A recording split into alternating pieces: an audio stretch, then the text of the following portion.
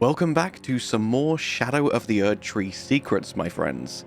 Today I've put together a compilation of my top 10 favourite Elden Ring DLC secrets that you may still not yet know.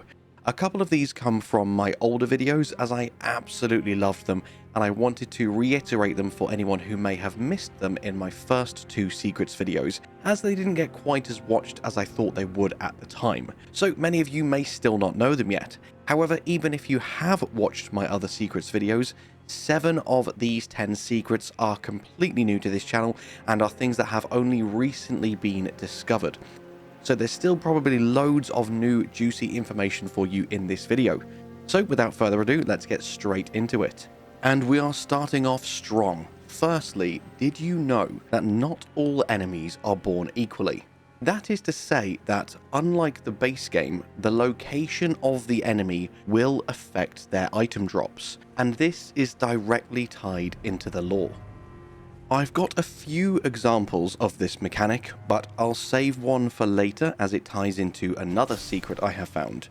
For now, I want to draw your attention to the 6 Mesmer soldiers patrolling around the wrecked corpse of this furnace golem just outside of Shadow Keep. As we know, due to the Furnace Keeper's note which is found here, these soldiers were tasked in some way with the care of the Furnace Golems. And the fact that he has felt the need to leave this note suggests that an incident or two may have cropped up in the past involving the Mesmer soldiers and fire pots, or, for goodness sake, flaming whirlwind pots. Well, these 6 soldiers in particular have definitely been up to some kind of shenanigans with the Furnace Golems, because they have a small percentage chance to drop an item that we believed was in limited quantity in the DLC. That's right, using these 6 soldiers you can infinitely farm the new epic crafting item, the Furnace Visage, thus allowing you to infinitely craft the most powerful new crafting item in the game. However, as far as we're aware, no other soldiers in the game have a chance to drop this item, the one from the aforementioned note that allows you to produce flaming whirlwinds. Therefore, we can surmise that these soldiers, as most humans probably would do, read the note and decided to do the exact opposite. Just as if you see a button that says "do not push," the first thing you want to do is push that button.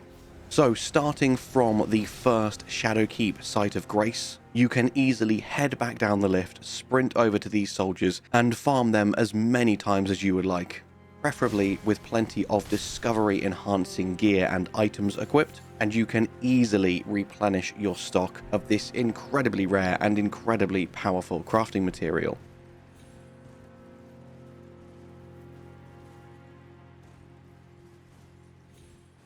But before we talk about the next secret enemy, let me thank the sponsor for today's video, War Thunder. War Thunder is the most comprehensive vehicle combat game ever made and is available now for free on both PC and console. That means right now, without paying anything, you can immerse yourself in the intense combat of War Thunder, where incredibly detailed vehicles, realistic graphics, and authentic sound effects place you right at the helm of the most powerful war machines of our time. A feature I personally love is the hitboxes. War Thunder has one of the most sophisticated vehicle damage models in gaming. Every vehicle is intricately modeled down to its individual components, such as engines, fuel tanks, weapons, and crew. All are susceptible to damage and disabling from enemy fire, and different types of armor, shells, and missiles behave just like their real-world counterparts. In War Thunder, you can take command of over 2,500 tanks, planes, helicopters, and ships of 10 different major nations. So if that all sounds amazing to you, then you can join the worldwide community of over 70 million players for free on PC, PlayStation, or Xbox by using my link in the pinned comment or video description down below. And please note that new and returning players who haven't played in 6 months or more will also receive a massive bonus pack across all platforms, and that's all available for a limited time only, so be quick. Now, back to the video. To understand the significance of the next enemy's loot, we must look at the description of the Silver Horn tender item, specifically the final line. These trinkets were once symbolic of society's upper echelons. Now, this isn't just a fun bit of lore to add to the backstory of certain enemies that we see throughout the realm of Shadow, this has a literal gameplay implication. Primarily, silver horntender are dropped by the shadow denizens of the Land of Shadow, the ones we see in Gravesite Plain, in Scadu Altus, and here in Belurat Settlement. However, only certain Shadow citizens will drop silver horntender, the ones who are from society's upper echelons. So, to give you two perfect examples, the ones we see directly outside of Belurat, leading up the stairs and into the castle, yet still outside, fending for themselves, out in the open world. You can kill as many of these as you like, and they will never ever drop a silver horntender. However, as soon as you enter through into the gates of the settlement itself and start to kill the shadow folk in here, you will see the silver horntender item drops pretty frequently because these people were from society's upper echelons. And this is a theme that runs throughout the DLC, and it's such a powerful message that you literally will receive these highly valuable items only from certain people, depending on where you encounter them and where they lived. And things like this and the furnace visage makes me really curious and interested if anyone finds any more items like this that will help us to learn more of certain enemies' backgrounds. Next up, if you have thoroughly explored the DLC, you will no doubt have come across these giant floating basilisk eyes which stare Deathblight down upon you, making certain catacombs an absolute nightmare to traverse. Especially because in certain catacombs they move up and down hallways. Well, did you know if you use any form of destined death on them, even though they don't visually change, this will disable the effect and stop them from doing anything, so you can freely explore these areas without having to sprint from pillar to pillar. This is a really easy, absolutely fantastic way of making these dungeons slightly less stressful. And my personal recommendation to achieve this is the Black Knife, as it's really easy to acquire and really easy to use. As you probably already know, there are many uses for crystal darts in the base game, with them even having the ability to turn enemies against each other by effectively mind controlling them. This only works on certain enemies, such as the imps that you'll find in many catacombs, and also the watchdog mini-bosses. However, did you know this also works on the forge golems in the DLC? These enemies can be very, very scary, especially for newer players.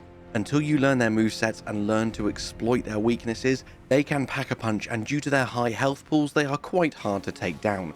However, just a few crystal darts and you can have them fighting each other, leaving you free to wail on their weak spots from behind.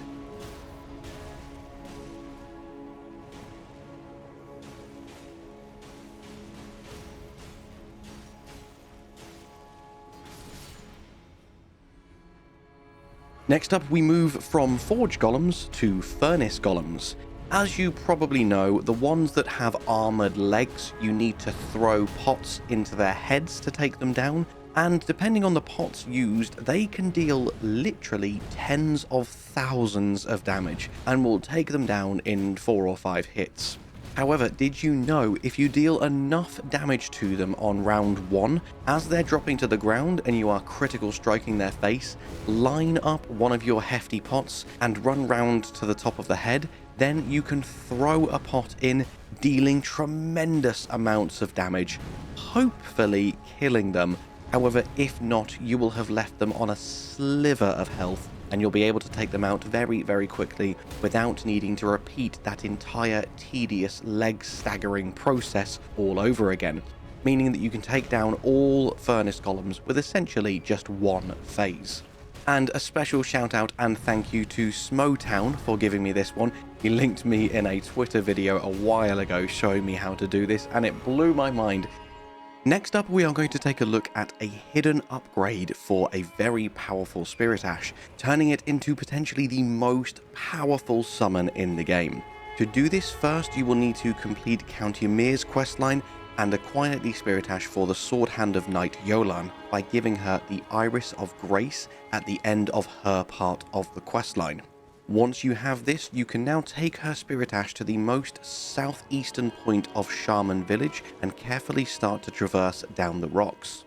You will find you are at the tower peak to Rabath's Rise. And if you very, very carefully jump down, you will find an inanimate doll. Here you can interact with the doll and you can fuse their spirits together to create the most powerful spirit summon in the game, Yolan and Anna. These two sword hands, one of whom is inhabiting a doll of Ymir, are an absolutely lethal combination together who can easily solo most bosses. With their aggressive playstyle, the fact that the aggro is constantly switching between the two, and the fact that they cause crazy amounts of bleed buildup, they will help you take down every single boss in the DLC without fail. So make sure you come here and interact with the Doll of Anna once you have got this summon.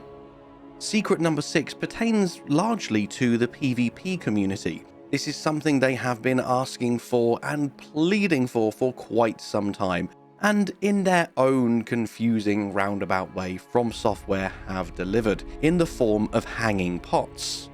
There are quite a few items in PvP that are kind of must-haves. Everyone uses them because they enhance builds so much, and they are really versatile and just give you that edge on your PvP opponents in so many situations. The only problem is there is no way to infinitely buy some of the materials that you need. That is until the release of the Shadow of the Erdtree. Now, hidden in hanging pots around the world, you will find a bunch of new bell bearings containing lots of new previously grindy, farmable materials, which you can now just buy infinitely, which will really help to take out the grind and the tediousness of some very powerful crafting recipes. So make sure you're always scouring high and low and looking out for them in your journey across the Shadow Realm. And if you are still struggling and missing a few, make sure you go check out my Things You Missed series. I've left it at around halfway through the Realm of Shadow at the moment, and I must admit it's been getting pretty below average views, so I don't know if I will continue on with it, but it contains at least most of the hanging pot bell bearings. And I may revisit and finish it off in the future, but I have so many really juicy videos lined up that need to take priority, such as Black Myth Wukong. This next secret will take us to the Abyssal Woods. When you first enter this area, you will be greeted by all manner of messages and notes, advising you to stay away, advising you to hide, and to not even attempt to fight them, because if they see you, you're already dead. These notes are haunting and terrifying, and honestly, it was one of my favorite moments of the game. This felt so Bloodborne, and it only got more and more Bloodborne as we progressed. These enemies are actually called Aging Untouchable, if you didn't know, and they are more or less the spitting image of Winter Lanterns from Bloodborne. If they see you, they will immediately start to inflict madness on you, and if they grab you, you are almost definitely dead. And initially at least, they are seemingly invincible. You can try fighting them with holy, with physical, with spells, with whatever you want, and you will deal 0 damage to them. However, through using one very simple gameplay mechanic, you can kill them. All you need to do is parry them once, and they then become vulnerable to all forms of damage and can be very easily killed. Most of them will drop a swollen grape upon death, a new and very rare crafting material. However, one in particular to the southwest of the Woodland Trail Site of Grace will actually drop a brand new talisman. The Aged One's Exaltation, a talisman depicting the exaltation of the Aging Untouchable, whose head resembles a sprig of ripe grapes. This will raise your attack power when madness is triggered in the vicinity by yourself, an ally, or an enemy. Gift your madness to our Lord, bless our brethren with grapes. Take care that they fully ripen. This whole area, the enemies, the item, everything about this is so atmospheric, so haunting, and so Bloodborne, and it's probably my favorite area in the game for this reason. Also, another quick fun fact for you before we move on. Unfortunately, even if you do kill all of the Winter Lanterns in this area, you are still unable to summon Torrent, as he is still too scared. I love you, Torrent, but what a coward. And before we move on to the next secret, there is actually another, even more secret section to this secret that has been discovered far more recently. Along with being able to parry and defeat the aging untouchables, you can also damage them with anything that deals destined death damage. The two main problems of this are, firstly, they have a lot of health and it takes a while to kill them with just destined death, and also, unless you parry them first, you can't see their health bar. So even though it is dealing damage, it doesn't look like it is, and it takes so long that it's very risky and very unreliable, because it takes around 30 full ticks of destined death to defeat them. So though this can be done, just parrying them and smacking them with a big sword is definitely the preferred option. Secret number 8 is again a bit of a two-parter. You probably already know the first half, but I'll give you a quick rundown just in case you weren't aware. At the very southern edge of the Cerulean coast, you can head down into the fissure, and you can enter through and progress through this area once you have broken Miquella's Great Rune. At the end of this area, you will fight the Putrescent Night boss, and if you carry on down through the tunnel past the Site of Grace, you will finally meet in person Saint Trina herself. Now you need to speak to her and willingly imbibe her nectar 3 times to progress her questline. It's at this point that she will agree to speak to you. Doing so will unfortunately make Tiolier very mad. But once you have willingly subdued to her nectar enough times and progressed both St. Trina's and Tiolier's questlines, you will then need to defeat Tiolier in an invasion. There's a few extra steps after that as well, but I won't deep dive into the specifics because this isn't supposed to be a questline video. The purpose of this secret, one thing you may have missed, once you have finished both Tiolier's and St. Trina's questlines to their completion, and you have then progressed to the end of the game and defeated promised consort Radahn, make sure you come back here for one extra special piece of loot. St. Trina will have unfortunately passed away and left behind her last single water lily. Statistically, this isn't a particularly great helm because it's one of the lightest in the game and it offers pretty much 0 defense. But if you are going for a very cute cosplay, it is cute as hell, and spellcasters rejoice because it does slightly boost your max FP as well. And you'll be happy to know that as this blossom is from Saint Trina, despite the velvety purple hue, the flower is in no way poisonous, it merely blooms in quietude. Certainly a very somber end to her questline, and I really wish we did get more, but alas, all you are left with is a single water lily.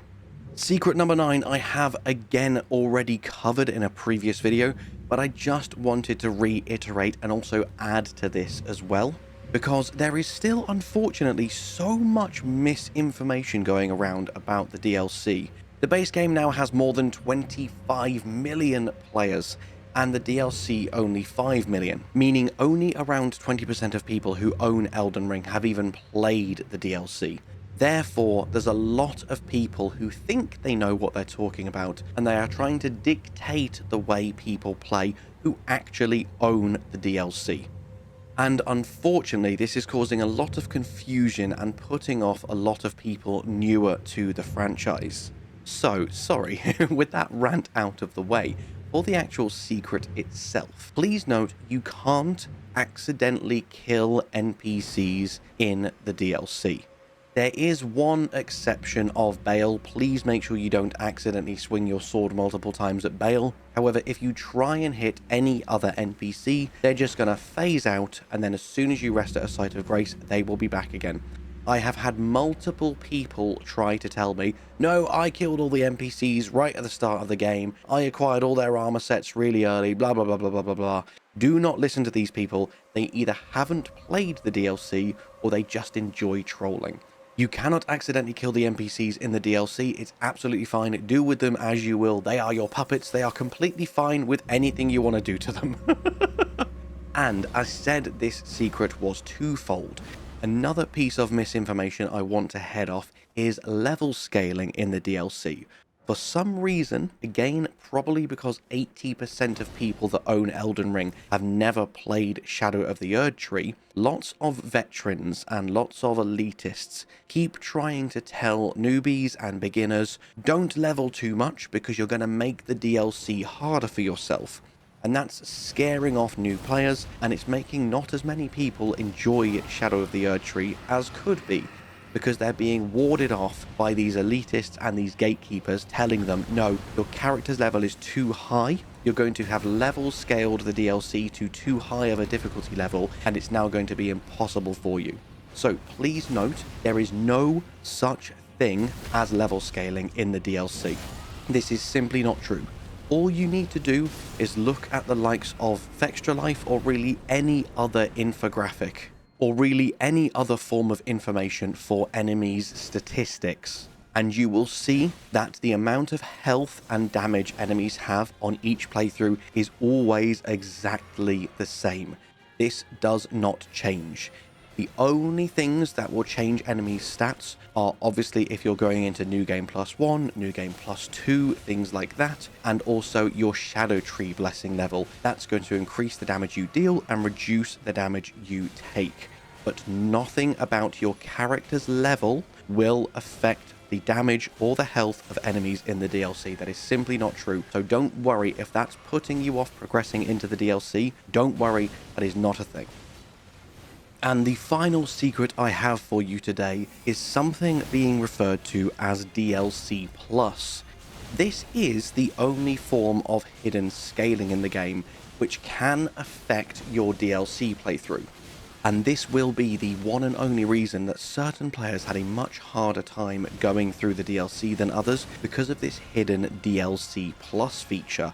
A lot of community testing has been done, and we believe we know pretty much exactly how this works now. Let me read out what Fextra say on it word for word for you, because it's a little bit confusing to me still, so pay attention and listen to this. On top of the New Game Plus cycle, the Shadow of the Erdtree DLC gets more challenging in your first New Game Plus cycle after beating Promised Consort Radahn. All enemies' health bars are increased, and the damage they deal increases as well. For example, if you first play the DLC in Journey 2, after having never beaten it before, it will be easier than it would be if you'd beaten it on Journey 1 and then played again on Journey 2. The DLC Plus increase is permanent for a save file, but it will only happen once. So you're either in DLC Plus because you've started a new game after beating the DLC, or you're not. It's as simple as that. Being in DLC Plus also doesn't affect anything other than enemy health and attack power, and it doesn't affect anything in the base game. Now, I believe probably the reason for this is because of how much more powerful these Scadutree fragments can make you, especially if you collect all 20 on your first DLC playthrough.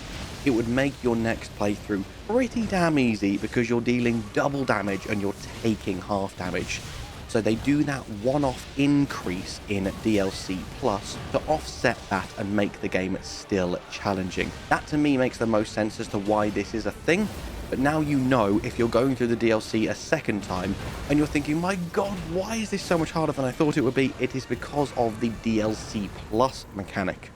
Again, thank you so much to War Thunder for sponsoring this video. Don't forget you can play it for free on PC, PlayStation or Xbox today by using my link in the pinned comment or the video description below. And remember, new and returning players who haven't played in 6 months will also receive a massive bonus pack across all platforms, including multiple premium vehicles and other goodies, available for a limited time only, so make sure not to miss out.